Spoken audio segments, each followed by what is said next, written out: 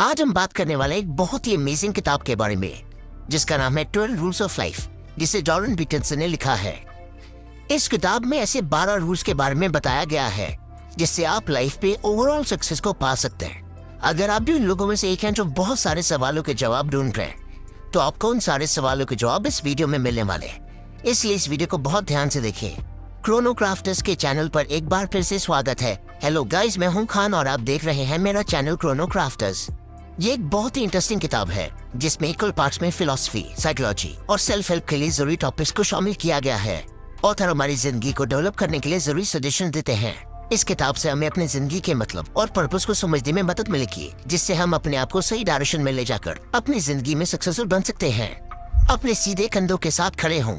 अपने सीधे कंधों के साथ खड़े होने का मतलब है दुनिया के लिए खुद को खोलना। मतलब अपना सिर ऊपर, कंधे पीछे रखे और एक फौजी की तरह बहादुर महसूस करें। साइकोलॉजी ने लंबे समय से माना है कि एक अच्छा पोस्चर मन की अच्छी पोजीशन को बनाने में मदद करता है। अपने कंधों के साथ सीधे खड़े होना अपने जीवन की जिम्मेदारी को एक्सेप्ट करना है। अच्छा पोस्चर एक्चुअल में हमें हमारी उस हिम्मत के साथ जीने में मदद करता है जिसके साथ हम जीना चाहते हैं।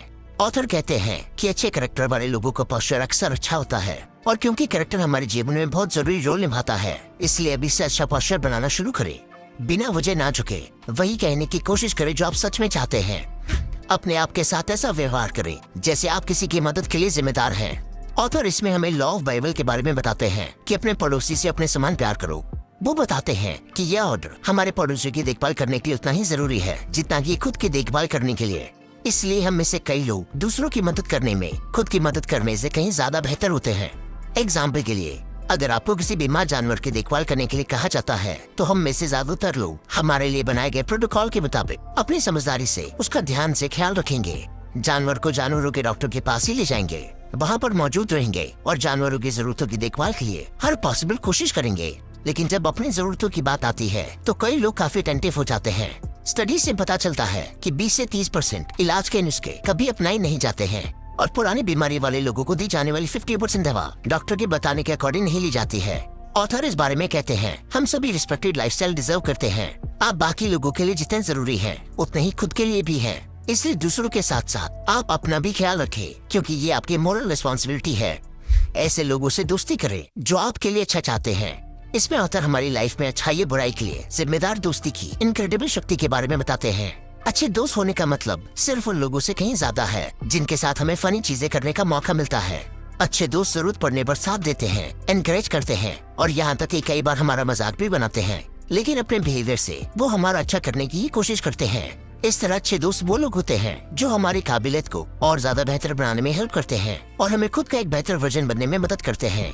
कई लोग जाने अनजाने में लगातार गलत दोस्त बनाते रहते हैं। कभी कभी जब लोग अपनी खुद की वैल्यू को कम मानते हैं, तो लोग ऐसे लोगों को दोस्त बना लेते हैं जो दोस्ती नहीं सिर्फ मतलब निकालते हैं, जबकि इसके अपोजिट दोस्ती का असली मतलब मस्ती और सपोर्ट है। इसलिए इंश्योर करें कि ऐसे लोगों के साथ ही दोस्ती रखें।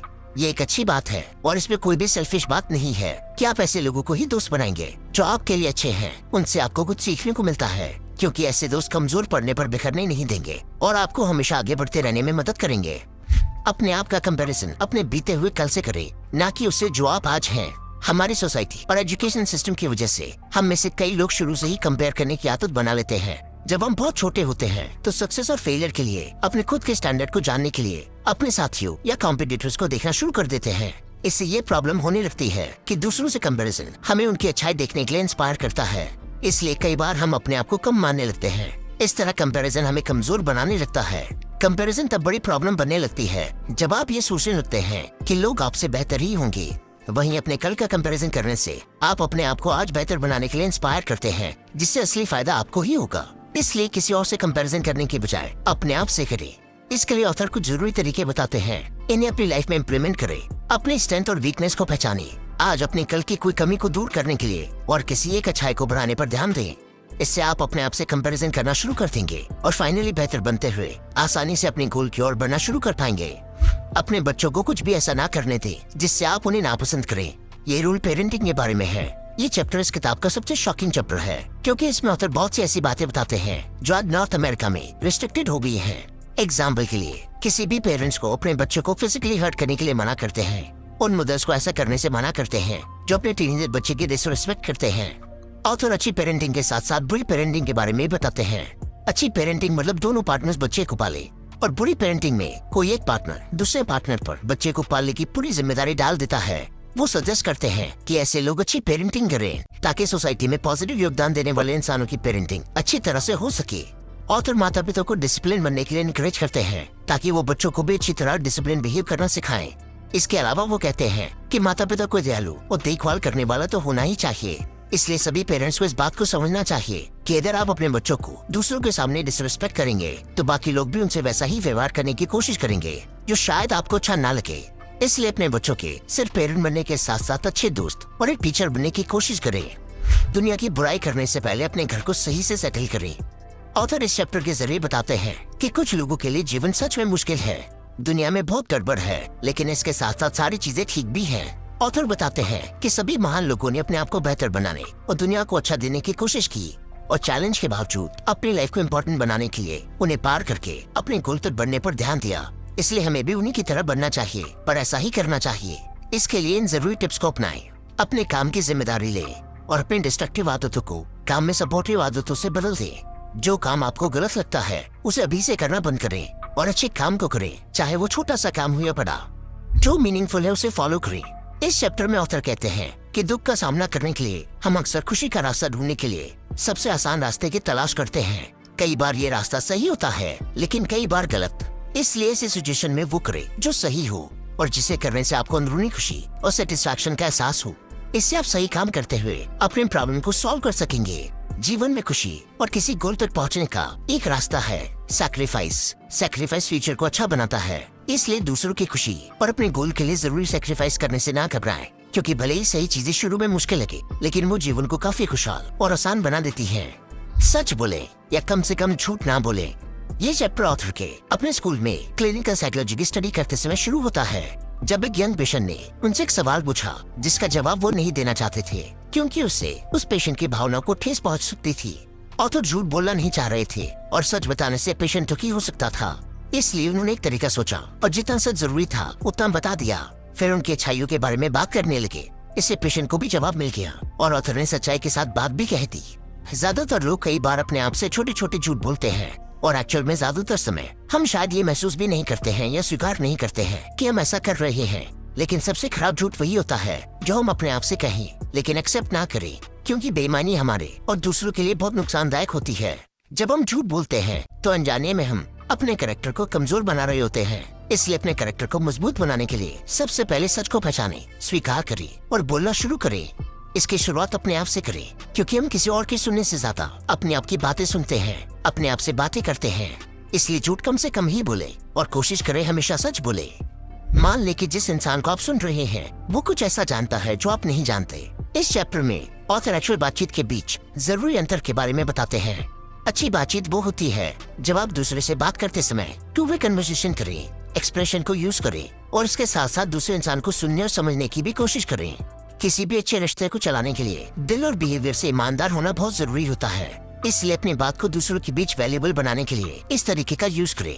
इसके अलावा जैसा कि हम जानते हैं कि हर किसी की अपनी सोच, नजरिया और पर्पस होते हैं। ऐसे में हमें उन्हें समझकर एक साथ आगे के बढ़ने के तरीकों के बारे में विचार करना चाहिए। ऐसा करके आप हर किसी से नया कुछ जान सकेंगे, सीख सकेंगे और दूसरों के साथ अच्छे रिलेशन बनाने में भी काफी मदद मिलेगी। ऐसे डिस्कशन जहाँ दोनों लोग बोलने और सुनने के लिए तैयार होते हैं, वहाँ वो अपने थॉट्स को अच्छे से एक दूसरे को बता सकते हैं। इसका मतलब अच्छा कम्युनिकेशन अपनी बेहतर जिंदगी और दूसरों के साथ अच्छे रिश्ते बनाने की अच्छी टेक्निक है। शुरुआत बातों से ही होती है। अगर आप किसी से खुलकर बात कर सकते हैं तो आप अपने थॉट्स उन्हें अच्छे से समझा सकते हैं। अपने स्पीच में प्रिसाइज रहें। इस चैप्टर में ऑथर फोकस के साथ अच्छे से कम्युनिकेशन करने के बारे में बताते हैं। हमारी परसेप्शन और सर्कमस्टांसेस के बारे में अवेयर होने के लिए इंस्पायर करते हैं। हम किसी भी सिचुएशन में हर समय पूरी सिचुएशन को शायद ही समझ पाए। वास्तव में हम सिर्फ वही समझते हैं जो अपनी सेंसेस से एक्सपीरियंस करते हैं। हम हमेशा अपने आसपास की चीजों और लोगों की वैल्यू डिसाइड करने की कोशिश करते हैं। जब अच्छी सिचुएशन में नहीं होते हैं तो हमारी सबसे पसंद की चीज भी हमारे लिए कुछ मायने नहीं रखती है। लेकिन इसके बावजूद हमें उम्मीद रखकर हर सिचुएशन में कुछ पॉसिबल ढूंढना चाहिए, क्योंकि नेगेटिव सिचुएशन भी कई बार हमारी जिंदगी में कुछ नया और अच्छा रास्ता बनाने के लिए एक अच्छा मौका साबित हो सकती है। इसलिए निराशा की सिचुएशन का सामना करने पर हमें नेगेटिव चीजों को अवॉइड करते हुए पॉजिटिव और काम की चीजों पर फोकस करना चाहिए। इसलिए कॉन्फिडेंट रहें और हर चीज का सामना करें। स्लीप बोर्डिंग करते वक्त अपने बच्चों को डिस्टर्ब ना करें। पीटरसन इसे एक ऐसे शहर की कहानी के साथ शुरू करते हैं जहाँ एडमिनिस्ट्रेशन ने स्केटबोर्डर्स को स्केट करने की जगह से हटा दिया था। पीटरसन मानते हैं कि किसी भी बेस पर किया गया भेदभाव हमारी दुनिया में कहीं न कहीं प्रॉब्लम क्रिएट करता है। हर संस्कृति में बनाए गए नियम लोगों के फायदे के लिए ही बनाए गए थे, इसलिए किसी भी लिंग या जाति के मुद्दों पर बेस्ड रूल को खत्म करके समानता वाले नियम बनाने चाहिए जो काबिलियत को प्राथमिकता देते हैं, क्योंकि लिंग और जाति से बनाए गए नियम नाइंसाफी करते हैं, चाहे वो किसी के भी साथ हो। इस बारे में वो आगे बताते हैं कि बिना देखे किसी की ताकत का अंदाजा अचानक से नहीं लगाना चाहिए, क्योंकि बिना मुकाबला किए आप फैसला नहीं कर सकते हैं कि कोई कितना ताकतवर है और वो हमारे लिए कैसे फायदेमंद साबित हो सकता है। जब आप सड़क पर किसी बिल्ली से मिलते हैं तो उसे पाले।